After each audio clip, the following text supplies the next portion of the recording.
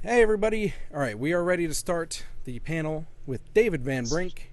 It's called Metareal, a 30-year development process. He's talking about his game that he came out with in 1984, called Ankh originally, and it was made for the Mac or the Apple II, and he's now modernizing it for today.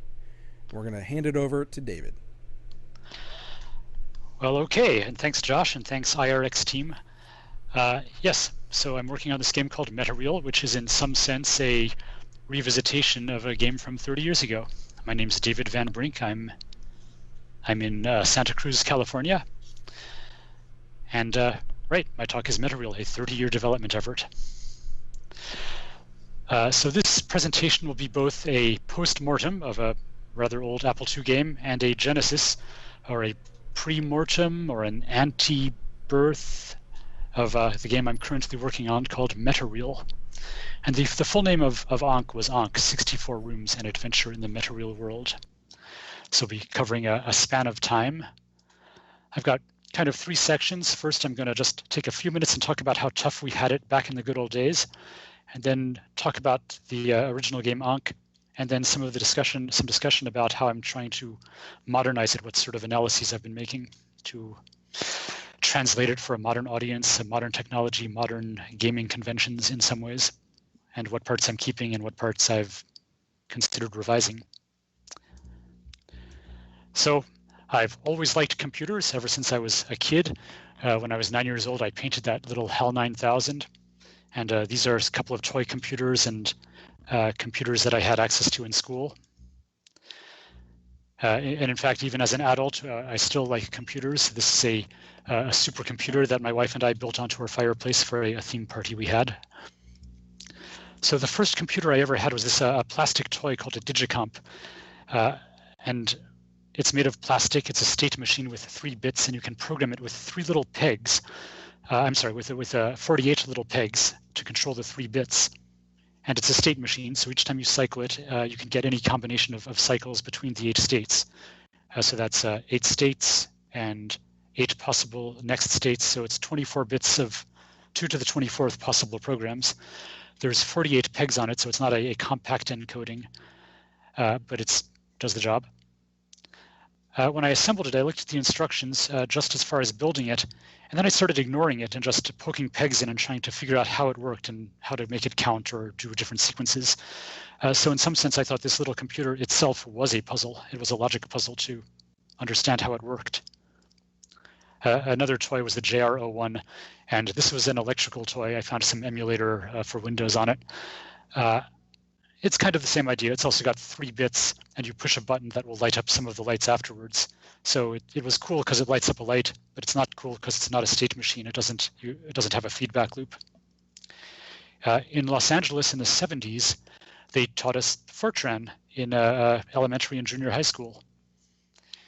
At the top, we can see a standard IBM punch card with Hollerith code, but we used these bubble cards, kind of like Scantron tests, where you got a 40-column card, and with number 2 pencil, you would fill in the Hollerith code, and every couple of days, they'd pick up a bag of cards, process it in some computer somewhere that I never saw, and you'd get back a printout that usually said you made some syntax errors. And then in junior high school, my math teacher, Elliot Myron, was a computer enthusiast, and he brought in his hobby computer, which was a 1956 Recomp 2 made by Autonetics, and taught us to program assembly language on this, even at the time, quite old computer. And to me, this was extra cool because that console on the right had a numeric display that could show the digits 0 through 9 or a decimal point. So I started to do some simple animations like moving the decimal point left to right and back.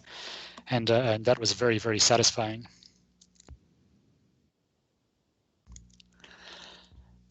And finally, just before I went to college, I had my first job.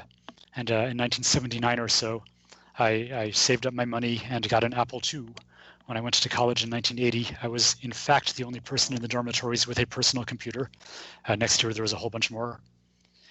And I read a bunch of like music software and simple animation software when I should have been studying other things. And then I wrote my first game, which, as you can tell from this, it's a game called Tubeway, and it's It's a ripoff of Tempest, which I thought was such a cool game at the time. And I got it working, and it was a not too bad of a interpretation of the game of Tempest, and actually shopped it around to a couple of publishers and found one that was willing to publish it, even though it's a blatant ripoff. And I didn't realize at the time that that was kind of lame, although I'm kind of proud of the fact that it works at all and was a little bit fun to play. For anyone tuning in a couple of minutes late, hi, I'm David Van Brink, and I'm talking about a 30-year development effort.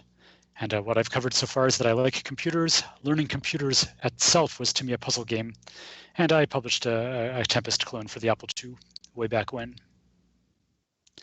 But now I'm going to talk about Ankh, which is the first game that I wrote that, and really the last game that I wrote, that I thought was a lot more interesting. I recently found online someone had posted a YouTube video of doing a speed run of Ankh. I think this is on a Commodore 64 emulator. And the main feature of Ankh is that it's logical and mysterious. When you play Ankh, you get no clues about what to do or what the goals are. You just have to explore this sort of maze, this set of 64 rooms, and try to do things. Now here you can see the player knows exactly what to do, and he's doing a speed run. He's figured out all the details. But I'll talk about some of the puzzles that are in the game. Just a sort of a representative sample. This is the first room that you enter, and it tells you that you've been to one room and you've encountered one object, which is yourself. And the first thing you have to do is figure out how to open the first door. I'm not sure if this is super loud in the display. Let me turn that down a little. So the first thing you do is you open the first door and get to the second room. So it's a puzzle. It's a degenerate form of puzzle, but if you don't know what to do from the get-go, it still takes some figuring out.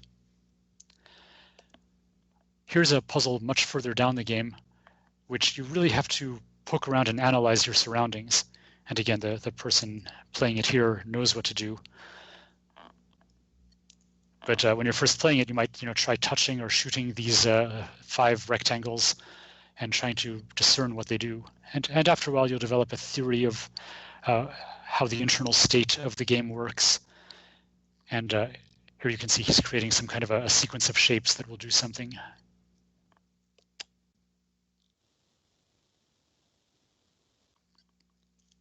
So after many trials and errors, most people will figure out that it does that, which opens a door in the next room.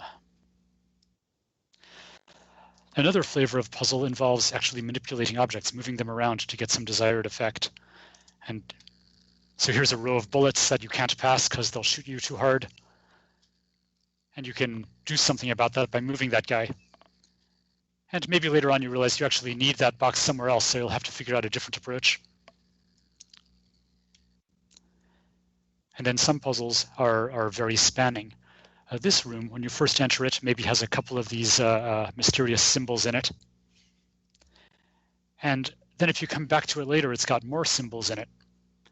And over time, you'll realize that this is a map of the rooms you've been in. And if you've been to too many of the rooms on the right before you get to this room, before you return to it, then you actually can't go through the room. So you'll have to start over. This.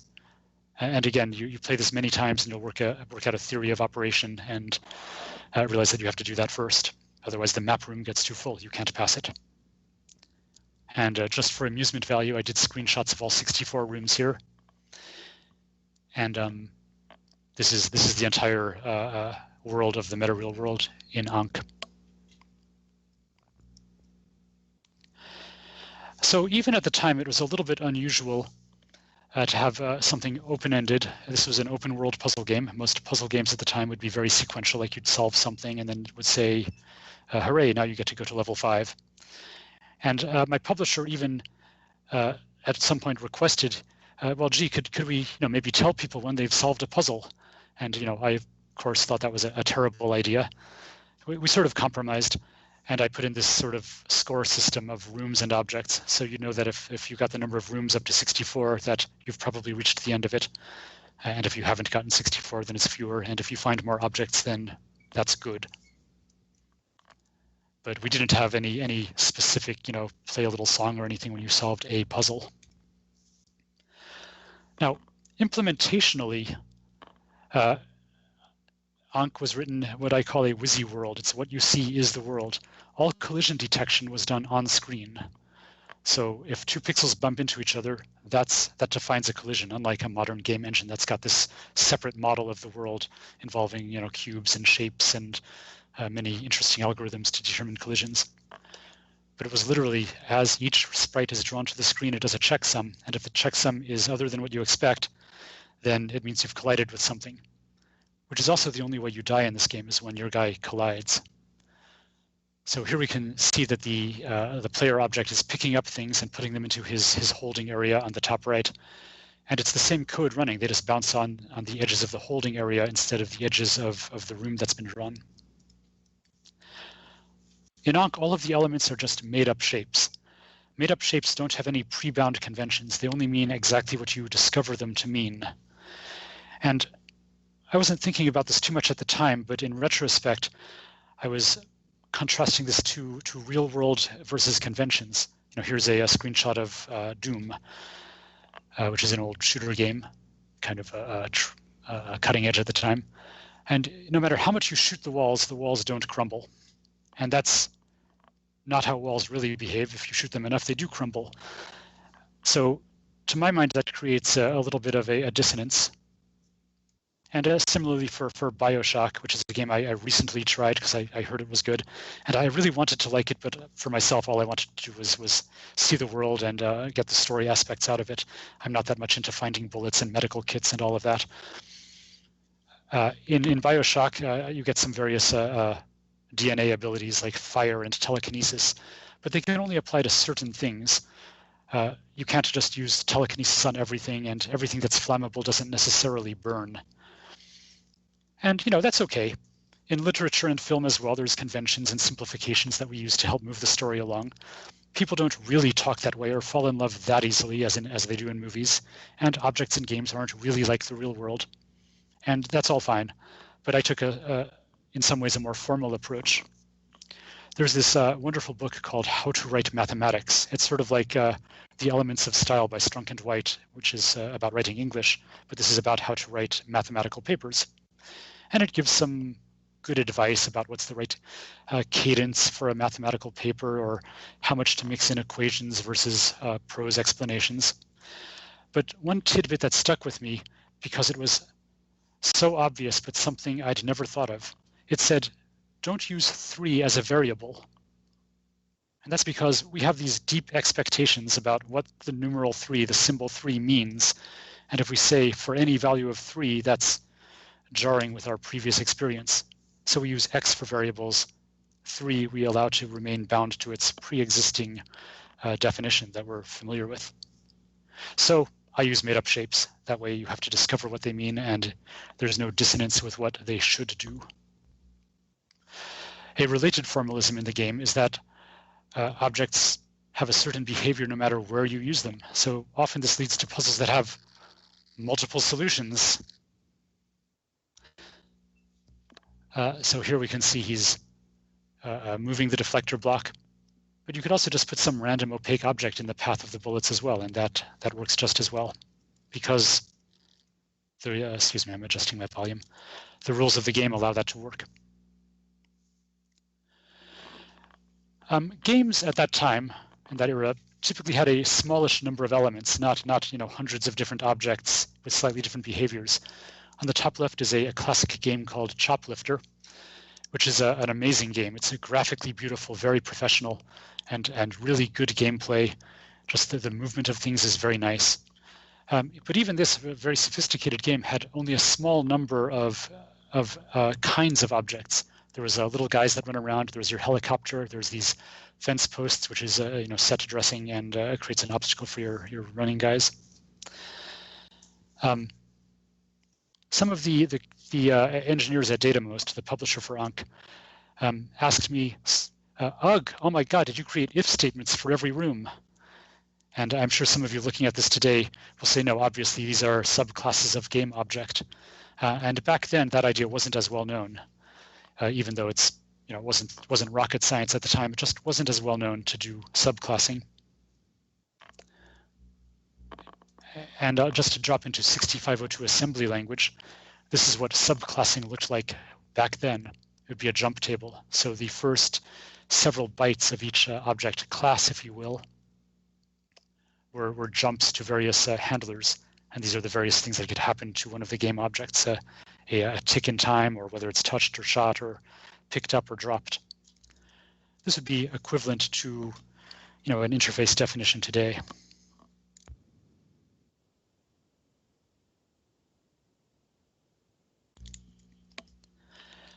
While we're on 6502 assembly language, I'll show some code that reads the keyboard.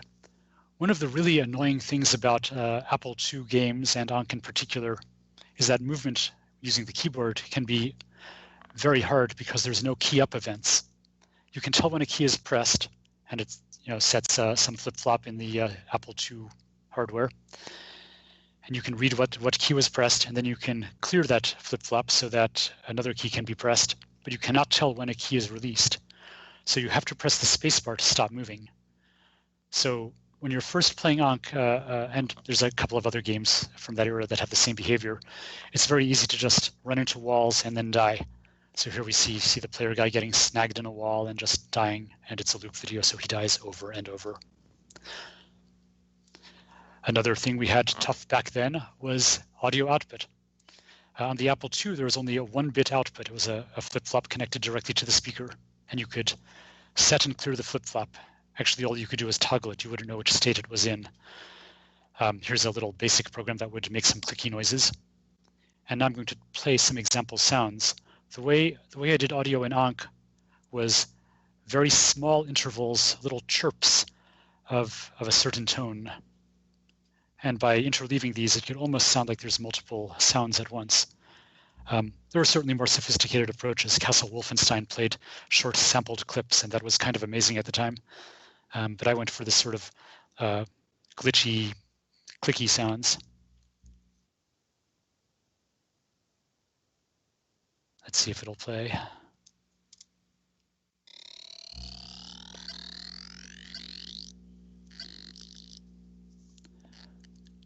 So all of those are what it might be called granular synthesis today.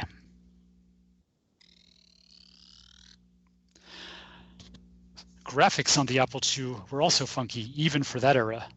A normal graphics frame buffer would have some array of nibbles or bytes, and the combination of bits would determine what color they were.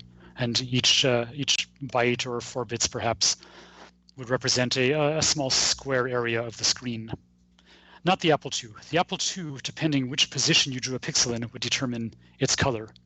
Here we see a diagonal line, and the even columns are purple and the odd columns are green. And if it draws 2 pixels next to each other, then it turns white.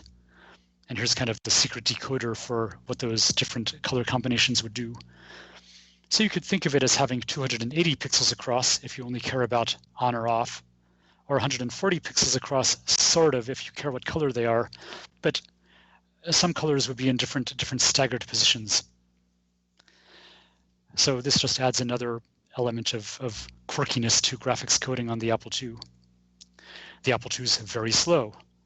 At a 1 megahertz clock rate and an 8-bit data bus, that's 8 million bits per second, which is slower than the internet you get to your house today for the entire system bus of the computer. So to draw sprites rapidly, we'd pre-compute their various rotations for the pixel positions you might need to draw them at. In the case of a horizontally moving sprite, this is an opportunity to add free animation. So here the 7 frames are each a little bit different, which is, handy for certain kinds of animation.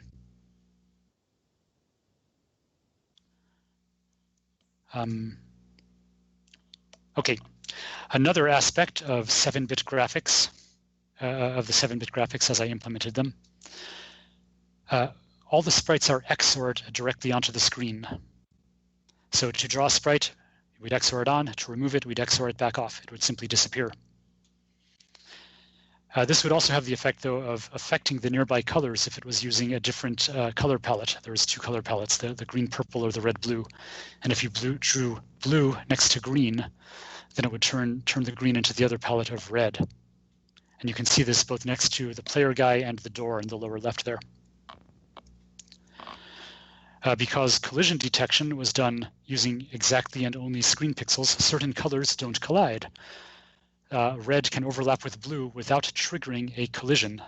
And that's why all of the sprites typically have some white around the edges to make sure that they would collide. Another compromise of that era is that time only happens in the room that you're in. So here we're solving a puzzle, and then he goes to the next room, and the door opens only when he arrives. So I incorporated this into some of the puzzles. Here's a teleport room, and you have to leave the room before you get teleported back. If you malinger too long, then you snap back down and you don't get to go to the next room. So here he's waited long, he's moved out fast and gone to the next room, addressed some other concerns of the puzzle. Then he can return, time resumes, and he snaps back down. So constraints are interesting. I've tried to use them in Ankh in ways that become parts of the puzzles. I found out much later that some people consider the game's aesthetic style to be glitch, but this is sort of a consequence of leveraging and using these compromises as part of the game. And one last note, I want to go on record as saying that Ankh had a couple of pop culture references. These 4 master triangles each play a different 64 note repeating bass line from one of these popular songs of the era. And one of the rooms is intentionally evocative of a very good Residents album called The Tunes of Two Cities. So around 1984, I finished the game and I was pretty stoked. Reviewers seemed to like it. They said they hadn't seen things like it before, and I saw people enjoying it and playing it. And the publisher got it ported to a Commodore 64 and the Atari 800. And even the porting coders were like, hey, your code is really interesting. That was kind of fun to do the porting. And almost immediately the publisher folded, and I got, basically no dollars out of it. And maybe I should have known that a company willing to publish a blatant ripoff of Tempest might, be unprofessional in other ways, but that's what happened. And really worse for me is that the game became almost unavailable to the world. And I was sort of bummed and lost excitement for doing games. And I worked in software, but nothing was really as satisfying as building a world, which I'm sure as some of your game programmers will appreciate. But a while later, something interesting started happening. The internet was invented and software emulators became available, and fortunately there were pirated copies of Ankh out in the world. And I started getting occasional emails from people who remembered Ankh. This is one that I got in the early 2000s, and he's talking about how he had gotten a pirated copy as a kid or something. I guess he was 14 or 15, and it was just really gratifying. He said he was really kind of affected by this puzzle world he had discovered. And I'll just let this scroll. But he said that he had almost learned how to program from playing with it, and so that started to get me more interested in games again. Just finding that people had actually remembered it. I found a blog entry by this science fiction writer named Anders Otternes, and he also mentioned that he had been affected by Ankh as a kid, and he writes, in effect, Metareal was the Portal precursor, and at the time I had never heard of Portal, so I guess this would have been around 2007 or 8. And that also started getting me interested, so what's happening in the games world today? And I've gotten maybe a dozen or so of these letters over the years, people who just remembered it in interesting ways. And life circumstances allowed me to take a little bit of time out from my more corporate style employments, and I just got back into writing graphics code and games. And I thought I would try to revisit what Ankh was about, but in an updated fashion. Now, in my description of Ankh earlier, I've talked about formalisms and mathematics and things like that. At the time, I really didn't think of it that way. I was working very intuitively. In fact, it was only when someone said, oh, so this game's all about opening doors, that I realized, oh yeah, actually this game is in fact all about opening doors. I knew that it was a construct that you had to solve, but I didn't have these verbal descriptions in my own mind about what it was about. So what would it mean to make Ankh modern? I kind of knew from the get-go that I'd want it to be 3D, probably not like this per se, but that's about all I knew.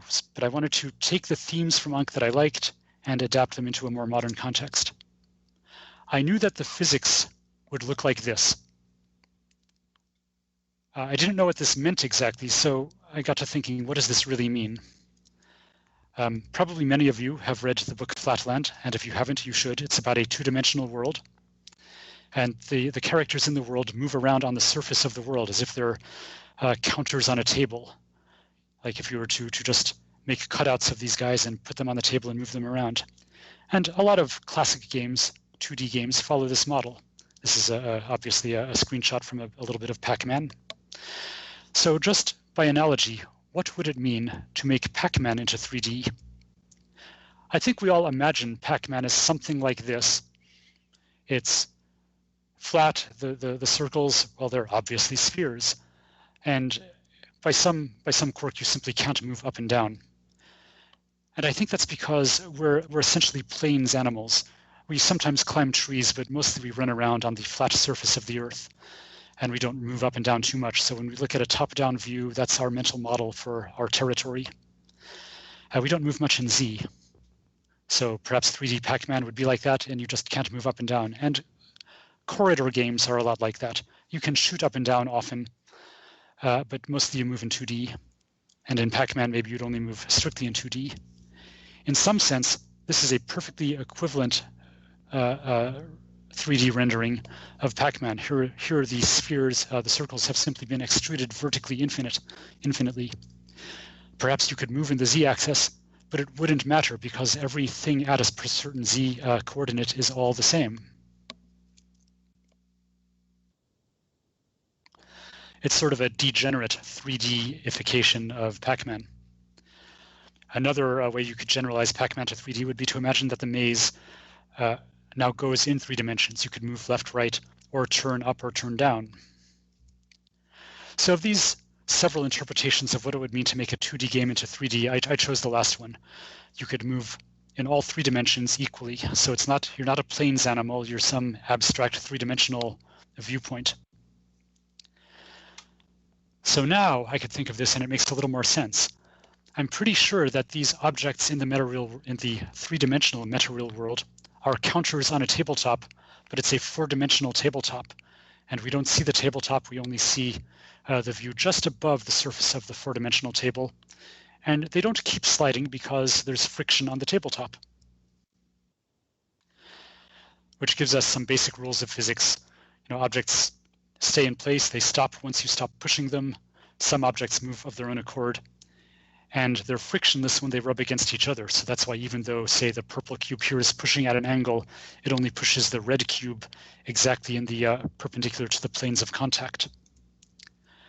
So in general, how I chose to generalize Ankh to this new version in Metareal was to add another dimension, make it a first-person viewpoint instead of a fixed viewpoint.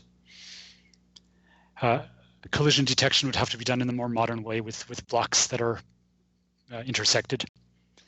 And I take away that quirk of Ankh where things only happen in the room that you're in. I want time to run equally in the whole world, which adds a whole level of complication for action at a distance.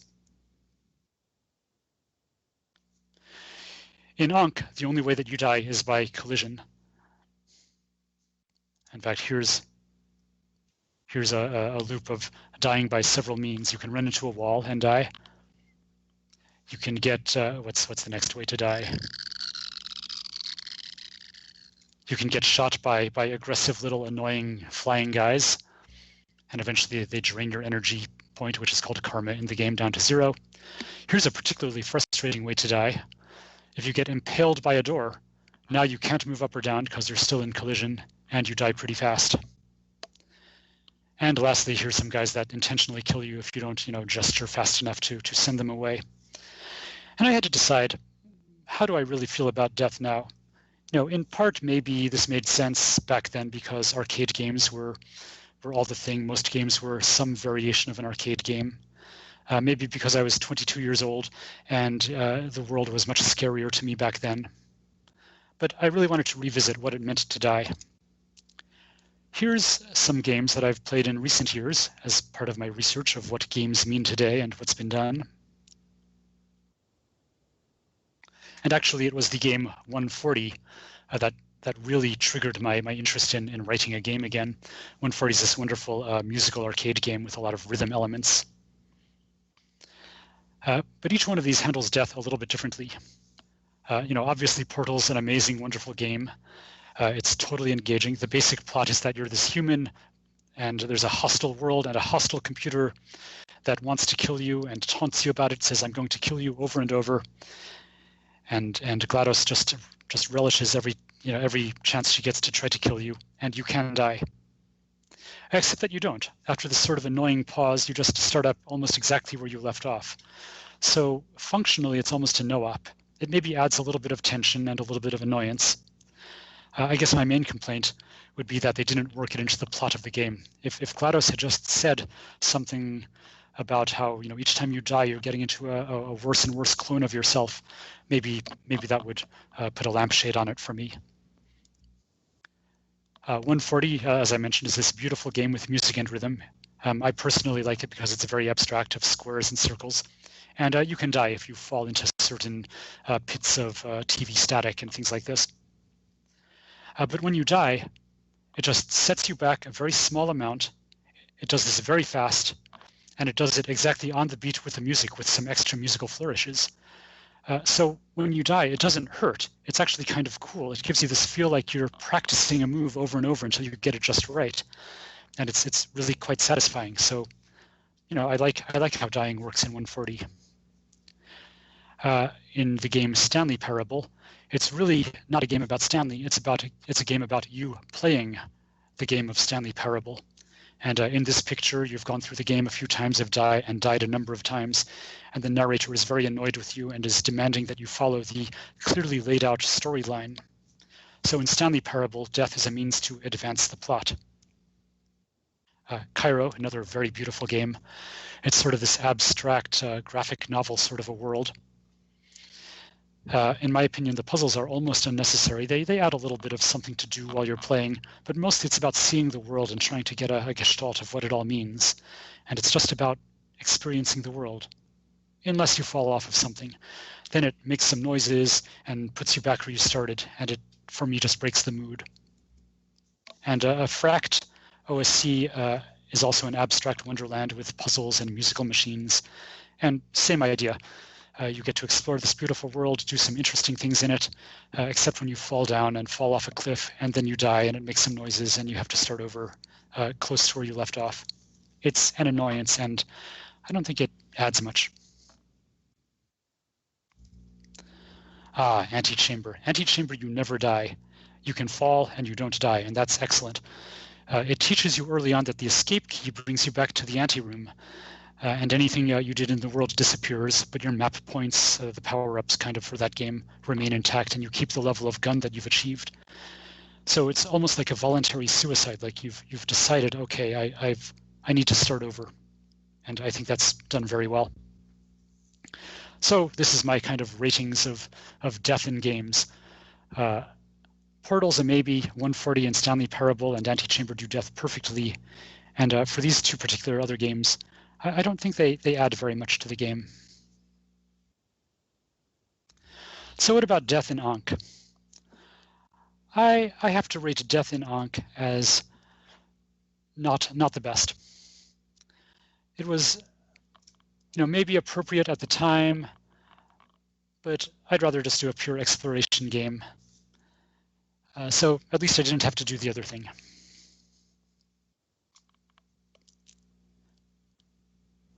So some of the aspects of puzzle design that I'm consciously bringing forward into Metareal is making it very inscrutable.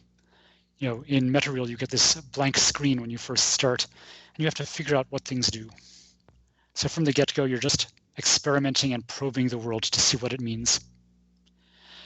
A very minor aspect is things have no names, namelessness.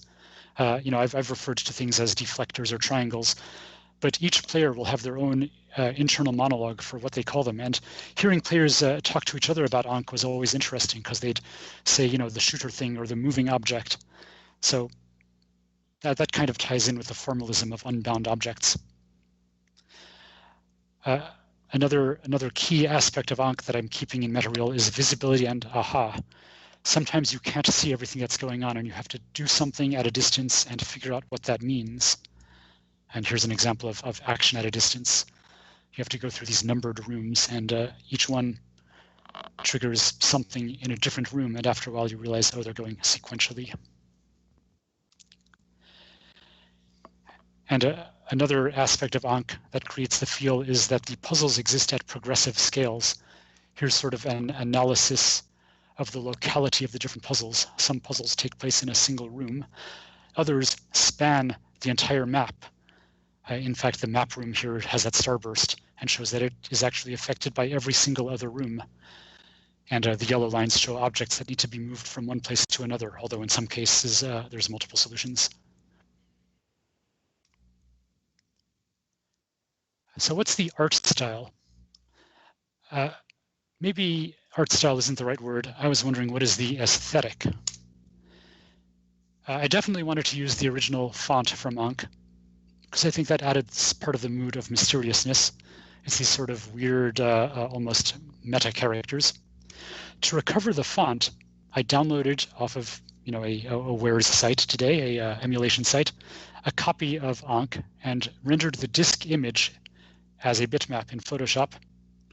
And then with Photoshop, I pulled out the font, character by character, and did some cleanup. And then incorporated actually the original font from the original bits of Ankh into Metareal, and here's the idle screens of the two games. I definitely wanted to have a retro feel. Retro is very in these games these days. Here's two games that channel a retro feel. I've actually really enjoyed playing Papers, Please. I haven't played this other one. It was just an example I found of sort of 8-bit art, a limited color palette, 256 colors, and a certain sort of a style. And so this is a retro feel by doing certain very surface aspects of what is the retro feel. But I took a different approach for Metareal. I believe that what gave some games, including Ankh, their feel was how everything was very close to the metal back in those days. This is stuff that just almost barely worked, like using the screen bitmap for collision and 1-bit audio. I'm trying to give Metareal a retro feel by writing the engine from scratch. Now, that's not because it's going to be a better engine. Quite the opposite. It's going to be a worse engine than one you could find off the shelf these days. But the engine will only barely do what it needs, adding only what's essential. The compromises that I make in the moment gives it a signature of how the game will feel. And I think when you play old games, especially old games, you feel that in some deep way. So I'm hoping to capture that mechanism a little bit. So finally, here's some screenshots from the game in progress. These are from different builds. Some of them are showing some debug information on the right. And I hope you can tell that the gist of the game, the soul of the game is the same. You're moving around and trying to move objects around and do things in the world. Puzzling things out. I've been intentionally a little bit sparse on showing screenshots of Metareal for this presentation, but here's some video from it. So how does the game end? In Ankh, you end when you get to the last room, and it says exit Metareal, and you can see that you've gotten to all 64 rooms and discovered some number of objects. John Rami, when he ported it to the Commodore 64, he actually enhanced the ending a little bit. He teleports you to the map room, only it's all filled up. I wasn't able to do a screen cap of the whole game because this was the Apple II version. He teleports you to the map room so you can gaze down upon the whole world that you've now conquered and exited. And I'm not going to tell you how Metareal ends. So how does this story end? This presentation has been both a postmortem of Ankh and a genesis of Metareal. It's unclear how it ends. It's very much a work in progress, probably another year, possibly 2 years out before it's finished and published. I've gotten some good early first response. Indie Mega Booth was kind enough to invite me to be in their showcase at GDC earlier this year. And certainly some people were very engaged and played, all 30 minutes worth of gameplay that were present and explored all the nooks and crannies and were getting very much into it. But the game isn't for everybody, and this is good. One person left a card, I don't understand, I need some help, and keep working hard. So, thanks. Not all games are for all people. And this brings us, oh my goodness, almost exactly on schedule, to the end of my presentation. Of course, there's a call to action. If you feel like it, check out Ankh at archive.org. It's in their Apple II Classic Games category. And please do consider a green light vote for Metareal, which you can link off the website if you go visit there. And I'm not sure how we're working Q&A for this. Is it in the chat? But if there's any questions, I'd be happy to talk about stuff.